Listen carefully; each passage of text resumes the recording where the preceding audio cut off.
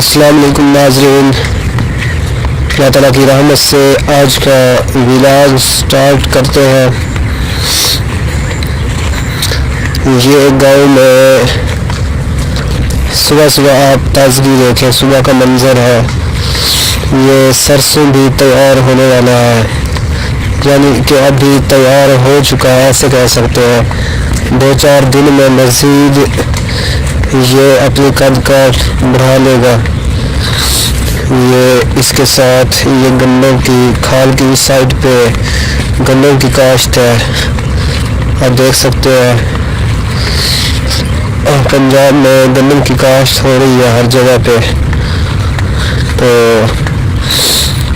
ये सरसों कितना खूबसूरत लग रहा है। सुबह सुबह आप देखें सरसों, इस पर शबनम भी है थोड़ी थोड़ी।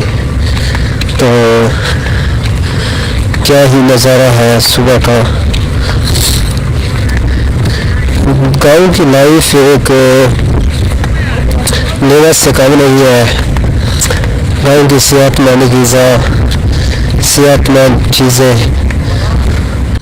ये सुबह सुबह गन्नों के साथ ये कपास की कटाई भी हो रही है, क्योंकि अब कपास ख़त्म हो चुकी है। तो ये देखें, ये कपास की जो लकड़ियाँ वो काटी जा रही है। ये सुबह का मंजर है गाँव में। ये देखें